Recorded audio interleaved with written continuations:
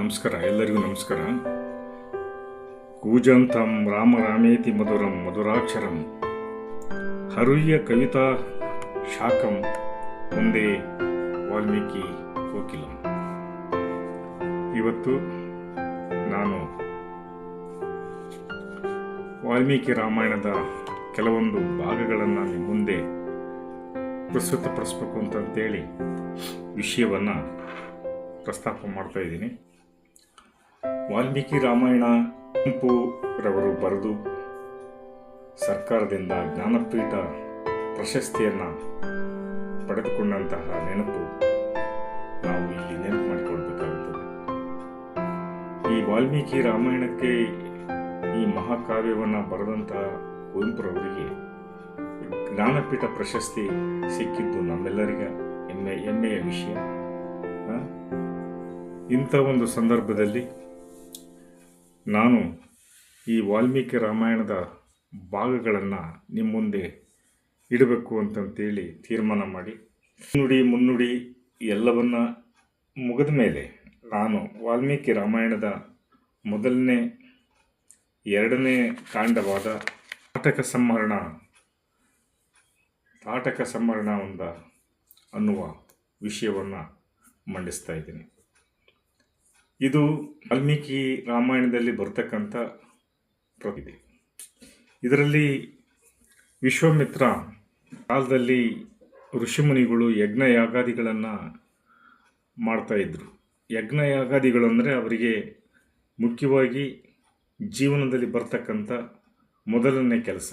ಋಷಿಮುನಿಗಳಿಗೆ, ಪ್ರಾಚೀನ ಮಹರ್ಷಿಗಳಿಗೆ ಆ ತ್ರೇತಾಯುಗದಲ್ಲಿ ಆ ಯಜ್ಞ ಯಾಗಾದಿಗಳನ್ನು ಮಾಡಿ ತನ್ನ ಶಕ್ತಿಗಳನ್ನು ಪಡೆಯುತ್ತಿದ್ದರು.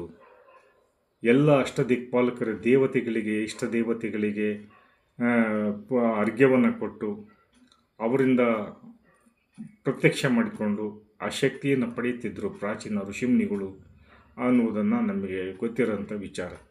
ಆ ಯಜ್ಞ ಯಾಗಾದಿಗಳನ್ನು ಮಾಡಬೇಕಾದ್ರೆ ಆ ರಾಕ್ಷಸರು ಬಹಳ ಬಲಿಷ್ಠವಾಗಿದ್ದರು. ಅವಾಗ ಈ ಯಜ್ಞ ಯಾಗಾದಿಗಳನ್ನು ಮಾಡಿದರೆ ಇವರು ನಮಗೆ ಮುಂದಿನ ಮಾರಕವಾಗ್ತಾರೆ, ನಮ್ಮ ಅಧಿಕಾರಗಳನ್ನು ಕಸಿದುಕೊಳ್ತಾರೆ ಅಂತಂತೇಳಿ ಯಜ್ಞ ಯಾಗಾದಿಗಳನ್ನು ಮಾಡಬೇಕಾದ್ರೆ ಇವರು ಅವರಿಗೆ ತೊಂದರೆಯನ್ನು ಕೊಟ್ಟ ಆ ಯಜ್ಞ ಯಾಗಾದಿಗಳನ್ನು ಕೆಡಿಸ್ತಾ ಇತ್ತು. ಕಾಡಿನಲ್ಲಿ ಯಜ್ಞ ಯಾಗಾದಿಗಳು ನಡೀಲಿ ಅನೇಕ ರಾಕ್ಷಸರು ಅದನ್ನು ತಡೆಯೊಡ್ಡಿ ಆ ಯಜ್ಞಗಳನ್ನು ಕೆಡಿಸ್ತಾ ಇದ್ದರು. ಇದರಿಂದ ಏನು ಮಾಡಬೇಕು ಅಂತಂತೇಳಿ ನಮ್ಮ ವಿಶ್ವಾಮಿತ್ರ ಮಹರ್ಷಿಗಳು ಯೋಚನೆ ಮಾಡಿ ದಶರಥ ಮಹಾರಾಜಂದು ಕೇಳ್ಕೊಂತಾರೆ. ಮಹಾರಾಜರೇ, ಈ ಒಂದು ವಿಶ್ವಾಮಿತ್ರ ಮಹರ್ಷಿಗಳು ಅಂತಂದರೆ ಭಾಳ ಸಿಟ್ಟಿನ ಮನುಷ್ಯ ಆತಗೆ ಎಲ್ಲದೂ ಸಿಗಬೇಕು, ಇಲ್ಲ ಅಂತ ಹೇಳಿದ್ರೆ ಕೋಪಿಷ್ಟ ಶಾಪ ಕೊಟ್ಬಿಡ್ತಿದ್ದ. ಆವಾಗ ದಶರಥ ಮಹಾರಾಜರು ಈ ಸಂದರ್ಭದಲ್ಲಿ ಬಂದ ತಕ್ಷಣಕ್ಕೆ ಅವರಿಗೆಲ್ಲ ರಾಜಾತಿಥ್ಯವನ್ನು ಸಿಂಹಾಸನದ ಮೇಲೆ ಕುಂಡಿಸಿತು. ಮಹಾಮುನಿಗಳೇ, ತಾವು ಬಂದ ಕಾರಣವೇನು?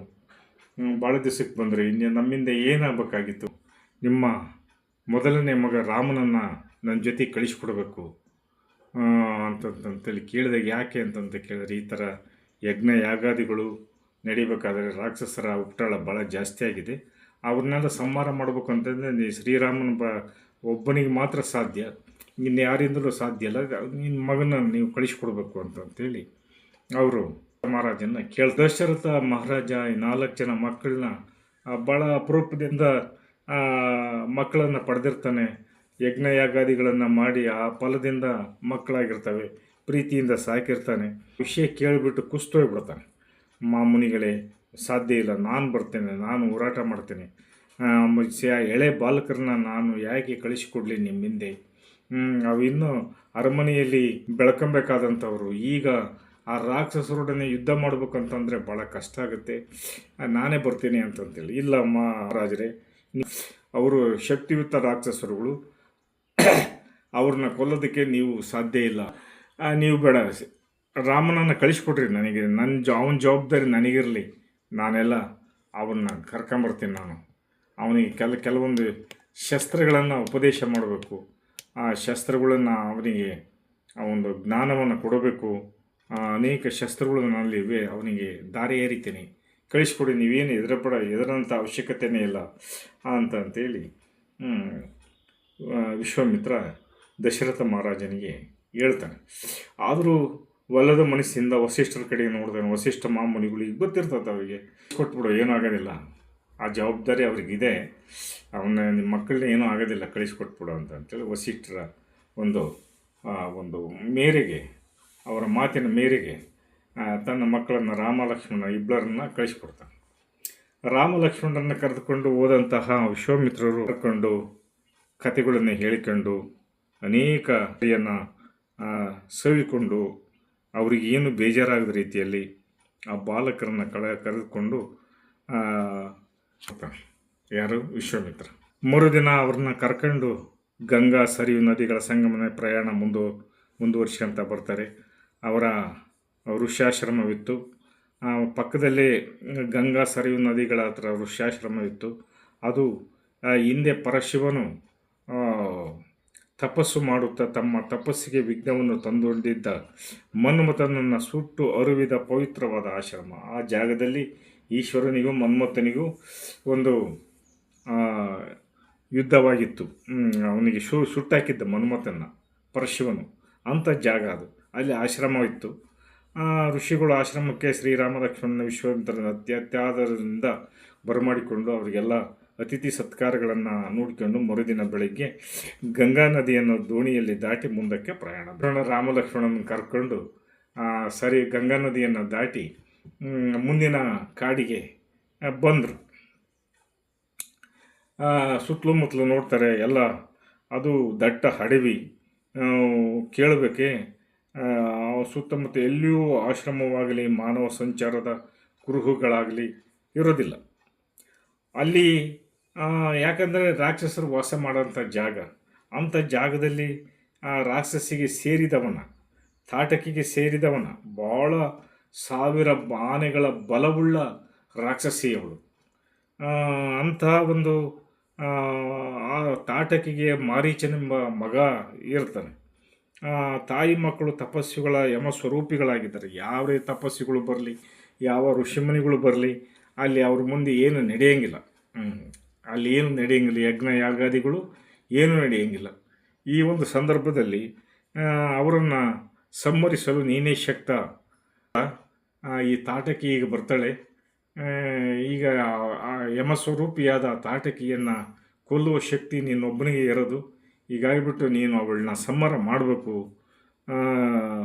ಅಂತಂತೇಳಿ ಶ್ರೀವಧೆ ಹೆಂಗೆ ಸಾಧ್ಯ? ಅವಳನ್ನ ಒಬ್ಬ ಹೆಣ್ಣು ಮಗಳು ಅವಳನ್ನ ಹೆಂಗೆ ನಾನು ಹೆಂಗೆ ಕೊಲ್ಲಲಿ ಅಂತ ನೋಡಬೇಡ ಅಂತಂತಾಗಿ ನೀನು ಆ ಕೆಲಸನ ಮಾಡಲೇಬೇಕು ರಾಮ. ಯಾವುದೂ ಏನೂ ಆಗೋದಿಲ್ಲ ನಿನಗೆ, ನಾನದೀನಿ, ಆ ರಾಕ್ಷಸಿಯನ್ನು ಕೊಲ್ಲು. ಅತ್ಯಗತ್ಯ ಆಗಿದೆ ಅವಳನ್ನ ಕೊಲ್ಲೋದ್ರಿಂದ. ಇವಳ ಕಾಲಗೆ ಯಾವುದು ಈ ಆಶ್ರಮದಲ್ಲಿ, ಕಾಡಿನಲ್ಲಿ ಯಜ್ಞ ಯಾಗಾದಿಗಳು ನಡೆಯೋದಕ್ಕೆ ಸಾಧ್ಯ ಇಲ್ಲ. ಋಷಿಗಳನ್ನೇ ಹಿಡಿದು ತಿಂತಾಳೆ, ಯಜ್ಞ ಯಾಗಾದಿಗಳನ್ನೇ ಕೆಡಿಸ್ತಾಳೆ. ಅವಳಿಗೆ ಪಾಪದ ಕೊಡ ತುಂಬಿ ಬಂದಿದೆ. ಯಾವುದು ಯೋಚನೆ ಮಾಡಬೇಡ, ಧರ್ಮವನ್ನು ರಕ್ಷಣೆ ಮಾಡೋದಕ್ಕೆ ಏನು ಮಾಡಿದರೂ ನಿನಗೆ ಏನೂ ಆಗಲ್ಲ, ನೀನು ಈ ಕೆಲಸವನ್ನು ಮಾಡು ಅಂತಂತೇಳಿ ವಿಶ್ವಾಮಿತ್ರ ಶ್ರೀರಾಮನಿಗೆ ಧೈರ್ಯ ಹೇಳ್ತಾನೆ. ಋಷಿಯ ಮಾತಿನಂತೆ ಶ್ರೀರಾಮ ಮನಸ್ಸನ್ನು ಸಿದ್ಧ ಮಾಡಿ ಅವನ ಮನಸ್ಸಿನಲ್ಲಿದ್ದ ಆ ಗೊಂದಲವನ್ನು ದೂರ ಮಾಡಿದ ವಿಶ್ವಾಮಿತ್ರ ಆವಾಗ ಧನಸ್ಸನ್ನು ಎದೆಯೇರಿಸಿ ಒಮ್ಮೆ ಬಿಲ್ಲಿನ ಹಗ್ಗವನ್ನು ಕಟ್ಟಿ ಟೇಂಕಾರ ಮಾಡ್ತಾನೆ ಕಾಡಿನಲ್ಲಿ. ಆವಾಗ ಟೇಂಕಾರದ ಅಡವಿಯಲ್ಲೂ ಪ್ರತಿಧ್ವನಿ ಆಗ್ತದೆ, ಅಷ್ಟೊಂದು ಭಯಂಕರವಾಗಿರ್ತದೆ ಆ ಪ್ರತಿಧ್ವನಿ. ಮರು ನಿಮಿಷದಲ್ಲಿ ನೋಡೋರು ಎದೆ ಹೊಡೆಯುವಂತೆ ಭಯಂಕರವಾದ ಒಂದು ಶಬ್ದ ಆ ಕಾಡಿನಲ್ಲಿ ಬರ್ತದೆ. ಎಲ್ಲರೂ ಭಯ ವಿಸ್ಮಿತರಾಗಿಬಿಡ್ತಾರೆ. ಅಂಥ ಒಂದು ಯಾವಾಗ ಬಿಲ್ಲಿಗೆ ಎದೆ ಏರಿಸಿ ಟೇಂಕಾರವನ್ನು ಮಾಡಿದ್ನೋ ಶ್ರೀರಾಮ, ಆ ಶಬ್ದಕ್ಕೆ ಆ ರಾಕ್ಷಸಿ ಎಚ್ಚೆತ್ಪಡ್ತಾಳೆ. ಭಯಂಕರವಾದ ಸ್ವರೂಪವನ್ನು ತಾಳಿ ಅಂತಂತೇಳಿ ಇಡೀ ಕಾಡನ್ನೇ ಗರ್ಜಿಸುವಂತೆ ಅವಳು ಕೂಗ್ತಾಳೆ. ಆ ಕಾಡಿಗೆ ಇಡೀ ಪ್ರಾಣಿ ಪಕ್ಷಿ ಋಷಿಮುನಿಗಳು ಎಲ್ಲ ಗಡ ಗಡ ಗಡ ಗಡ ನಡುಕ್ತಾರೆ. ಅಂಥ ಒಂದು ಭಯಂಕರವಾದ ಆ ಶಬ್ದ ದಟ್ಟ ಅಡವಿಯಲ್ಲಿ ಕೇಳಿಬರುತ್ತೆ. ಆವಾಗ ಇವನು ಅದಕ್ಕೆ ಅವಳನ್ನು ಸಂಹಾರ ಮಾಡೋದಕ್ಕೆ ಎಲ್ಲೇ ಬ ಒಂದು ಸಿದ್ಧತೆ ಮಾಡಿಕೊಂಡು ನಿಂತ್ಕೊಂತಾರೆ. ಅವ ಶಿವಮಿತ್ರನು ಓಂಕಾರದಿಂದ ಅವಳನ್ನು ಹಿಮ್ಮೆಟ್ಟಿಸಲು ಯತ್ನಿಸುತ್ತಿರಲು ರಾಜಕುಮಾರನ ಮೇಲೆ ಶಿಲಾವರ್ಷವನ್ನು ಕರೆಯಲು ಮೊದಲು ಮಾಡಿದಳು. ಅವಾಗ ನಿಂತ್ಕೊಂತಾರೆ. ಅವ್ರ ಮೇಲೆ ಶಿಲಾವರ್ಷ ಅಂತಂತಂದರೆ ಕಲ್ಲುಗಳನ್ನು ಮೇಲೆ ಹಾಕದಪ್ಪ, ಆಕಾಶದಿಂದ ಕಲ್ಲುಗಳು ಮೇಲೆ ಬೀಳ್ತಿರ್ತವೆ, ಅವ್ರ ಮೇಲೆ ಕೊಲ್ಲಬೇಕು ಅಂತಂತೇಳಿ ಅವಳ ಮಾಯಾ ಜಾಲದಿಂದ ಆ ಕಲ್ಲುಗಳನ್ನು ಇವ್ರ ಮೇಲೆ ಒಸೆಯೋದು, ಆಕಾಶದಿಂದ ಕಲ್ಲುಗಳು ಬೀಳ್ತಾ ಇರ್ತವೆ. ಆವಾಗ ಇಬ್ಬರು ರಾಮ ಲಕ್ಷ್ಮಣರು ಇಬ್ಬರು ಸೇರ್ಕೊಂಡು ಅದನ್ನು ತಡೆ ಹಿಡಿತಾರೆ, ಆ ಕಲ್ಲುಗಳು ಬೀಳೋದನ್ನು. ಹೀಗಾಗಿಬಿಟ್ಟು ಆಮೇಲೆ ಒಂದು ಬಾಣ ಪ್ರಯೋಗದಿಂದ ಅವಳ ಮಾಯಾವಿದ್ಯೆಯನ್ನು ಶ್ರೀರಾಮ ಲಕ್ಷ್ಮಣರು ನಿಲ್ಲಿಸ್ತಾರೆ. ಬಾಣ ಬಿಟ್ಟು ಅವಳ ಮಾಯಾಜಾಲ ಇವರ ಬಾಣಗಳ ಮುಂದೆ ಏನೂ ನಡೆಯಲ್ಲ. ನಂತರವಾಗಿ ಸೂಚನೆಯಂತೆ ಕೊನೆಗೆ ಎಷ್ಟೊತ್ತು ಯುದ್ಧ ಮಾಡೋದು, ವಿಶ್ವಾಮಿತ್ರ ಕೊಂದುಬಿಡವಳನ್ನ ಅಂತಂತೇಳಿ ಪರ್ಮಿಷನ್ನ ಕೊಟ್ಟುಬಿಡ್ತಾರೆ. ಅವಳು ಆರ್ಭಟಿಸುತ್ತಾ ರಾಮಲಕ್ಷ್ಮಣರ ಕಡೆ ಓಡಿ ಬರುತ್ತಿದ್ದಳು. ಆವಾಗ ಮಾಯ ಯಾವಾಗ ನಡೆಯೋದಿಲ್ವೋ ಇವ್ರನ್ನ ಇನ್ನೇನು ಕೊಂದುಬಿಡಬೇಕು ಅಂತೇಳಿ ಅವಳು ವಿಕಾರ ರೂಪ ತಾಳಿ ಹೂಂಕರಿಸುತ್ತಾ ಆರ್ಭಟಿಸುತ್ತಾ ಮರಗಳನ್ನು ಕಿತ್ಕೊಂಡು ನೆಲಕ್ಕೆ ಬಡಿಯುತ್ತಾ ಇವರು ಇರುವ ಕಡೆಗೆ ಭಯಂಕರವಾಗಿ ಆಕಾಶವು ಭೂಮಿಗೆ ಏಕಾಗಿ ಬರ್ತಾ ಇರ್ತಾಳೆ. ಆವಾಗ ಶ್ರೀರಾಮನ ಮತ್ತೊಂದು ಬಾಣವನ್ನು ಅವಳ ಎದೆಗೆ ಗುರಿಯಿಟ್ಟು ಹೊಡಿತಾನೆ. ಆವಾಗ ಆ ಬಾಣಕ್ಕೆ ಶ್ರೀರಾಮ ಅಂತಂತಂದರೆ ದೇವರು, ಅವನು ಬಿಟ್ಟ ಬಾಣ ಯಾವುದು ಹುಷಿಯಾಗಲ್ಲ. ಆ ಬಾಣಕ್ಕೆ ಎದೆಯಲ್ಲಿ ನಾಟಿ ರಾಕ್ಷಸಿ ತಾಟಕವನ ಅಂತ ಕರಿತೀವಿ ನಾವು. ಆ ರಾಕ್ಷಸಿ ಇರತಕ್ಕಂಥ ಕಾಡನ್ನು ತಾಟಕವನ ಅಂತ ಕರಿತೀವಿ. ದೊಪ್ಪನೆ ಅಲ್ಲಿಂದ ಬೀಳ್ತಾರೆ. ಎದೆಗೆ ಯಾವಾಗ ಬಾಣ ನಾಡ್ತು ಅವಳ ಶಕ್ತಿಯೆಲ್ಲ ಕುಂದಿ ಭೂಮಿಗೆ ಬೀಳ್ತಾಳೆ. ಆವಾಗ ಅಷ್ಟೊತ್ತಿಗೆ ಒತ್ತು ಮುಳುಗದ್ರಾಗಾಗಿ ಕೊಲ್ಲಬೇಕು ಅವಳನ್ನ, ಇಲ್ಲಾಂದರೆ ಕೊಲ್ಲಕ್ಕಾಗೋದಿಲ್ಲ. ರಾಕ್ಷಸರಿಗೆ ಕತ್ತಲಾಗ್ತಿದ್ದಂಗೆ ಶಕ್ತಿ ಜಾಸ್ತಿ, ಅವರಿಗೆ ಅತಿ ಹೆಚ್ಚು ಶಕ್ತಿ ಬಲ ಬಂದ್ಬಿಡ್ತದೆ ಆ ಕತ್ತಲಿಗೆ. ಹೀಗಾಗಿಬಿಟ್ಟು ಆ ಕತ್ತಲಾಗ್ತಿದ್ದಂಗೆ ದಿಕ್ಕಿನಲ್ಲಿ ಹಸ್ತಂಗತನಾಗ್ತಾ ಇದ್ದಾನೆ. ಆವಾಗ ವಿಶ್ವಾಮಿತ್ರ ಅವಳಿಗೆ, ಶ್ರೀರಾಮ ಇವಳನ್ನ ಬೇಗ ಬಿಡಬೇಡ, ನೀನು ಒತ್ತು ಮುಳುಗೋದ್ರೊಳಗಾಗಿ ಅವಳನ್ನ ಕೊಲ್ಲಬೇಕು, ನೀನು ಬಿಡು ನಿನ್ನ ಬಾಣಗಳನ್ನು, ಅವಳು ಭೂಮಿಗೆ ಬೀಳಲಿ ಅಂತಂತೇಳಿ ಹೇಳಿಬಿಡ್ತಾರೆ. ಆವಾಗ ಫೈನಲ್ಲಾಗಿ ಅವಳಿಗೆ ಬಾಣವನ್ನು ಹೊಡಿತಾನೆ, ಎದೆಗೆ ನಾಡ್ತತೆ. ಅವಳು ವಿಕಾರವಾಗಿ ಅರಚುತ್ತಾ ಭೂಮಿಗೆ ಉರುಳುತ್ತಾಳೆ ತಾಟಕಿ ವನದಲ್ಲಿ. ಆವಾಗ ತಾಟಕಿಯ ಸಂಹಾರ ಸಮಾಪ್ತಿಯಾಗುತ್ತದೆ. ಹೀಗಾಗಿ ತಾಟಕ ವನದಲ್ಲಿ ಅವರೆಲ್ಲರೂ ಅಲ್ಲೇ ಅವಳು ಸತ್ತ ಮೇಲೆ ಆ ವನದಲ್ಲಿ ವಿಶ್ರಾಂತಿ ಪಡೆದು ಆ ಆಶ್ರಮದಲ್ಲಿ ಮುಂದಿನ ಪ್ರಯಾಣವನ್ನು ಬೆಳೆಸ್ತಾರೆ. ಅಲ್ಲಿಗೆ ತಾಟಕಿಯ ಸಂಹಾರ ಮುಗೀತದೆ. ಇಷ್ಟು ಹೇಳಿ ಇವತ್ತು ತಾಟಕ ವನದಲ್ಲಿ ತಾಟಕಿಯ ಸಂಹಾರ ಆದ ತಕ್ಷಣ ವಿಶ್ವಾಮಿತ್ರನಿಗೆ ಸಂತೋಷ ಆಗಿ ಶ್ರೀರಾಮನನ್ನು ಬಿಗಿದಪ್ಪಿಕೊಂಡು ಅವನಿಗೆ ಅನೇಕ ಅಸ್ತ್ರವಿದ್ಯೆಗಳನ್ನು ಅಲ್ಲಿ ಉಪದೇಶ ಮಾಡ್ತಾರೆ. ಅವತ್ತು ರಾತ್ರಿ ಆ ಆಶ್ರಮದಲ್ಲಿ, ಸಿದ್ಧಾಶ್ರಮದಲ್ಲಿ. ಆವಾಗ ಮುಂದಿನ ಪ್ರಯಾಣ ಬೆಳಿಗ್ಗೆ ಪ್ರಾರಂಭ ಮಾಡ್ತಾರೆ. ಇಷ್ಟು ಹೇಳಿ ನನ್ನ ಮಾತುಗಳನ್ನು ಮುಗಿಸ್ತಿದ್ದೀನಿ. ನಾಳಿನ ಭಾಗದಲ್ಲಿ ನಾನು ಮುಂದಿನದನ್ನು ಹೇಳ್ತೇನೆ. ನಮಸ್ಕಾರ.